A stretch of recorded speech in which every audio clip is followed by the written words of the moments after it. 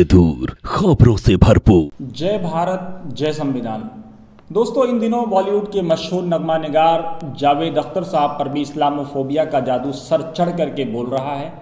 यही जादू पहले सोनू निगम साहब के सर चढ़ करके बोल रहा था। उन्होंने ट्वीट करके कहा था कि जब वो अजान की आवाज़ सुनना नहीं चाहते हैं तो क्यों ज़बरदस्ती उनको सुनने के लिए मजबूर किया जा रहा है। उनका इशारा लाउड स्पीकर की तरफ था। बहुत वावेला मचा, हंगामा हुआ।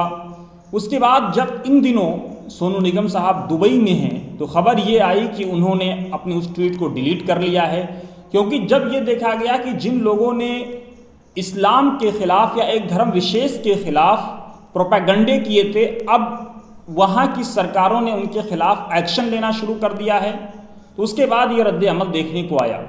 लेकिन अब जावेद अख्तर साहब ने भी ट्वीट करके कहा है कि 50 सालों तक लाउड स्पीकर पर अजान देना हराम रहा, लेकिन अब जब हलाल हुआ है तो ख़त्म ही नहीं हो रहा है।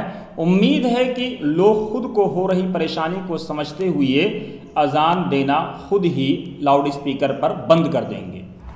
अब सवाल ये है कि पहले सोनू निगम साहब को इस्लामोफोबिया हुआ, अब जावेद अख्तर साहब को इस्लामोफोबिया हो रहा है, और उससे बड़ा सवाल ये है कि सिर्फ टारगेट अजान ही क्यों?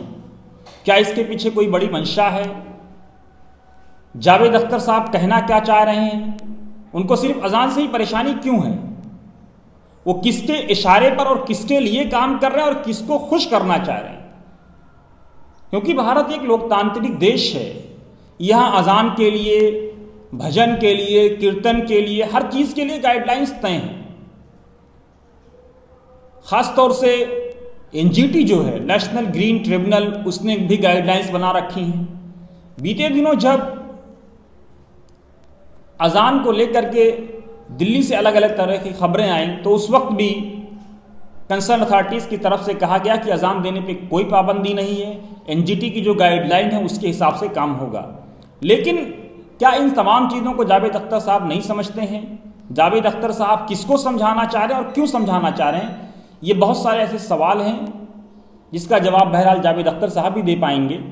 लेकिन हाँ, आप ज़रूर समझिएगा कि ये खबर है या खबर में खबर ही है या सिर्फ खबर ही खबर है।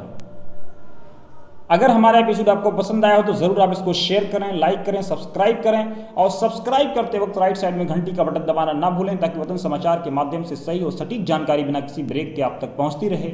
जय भारत, जय संविधान।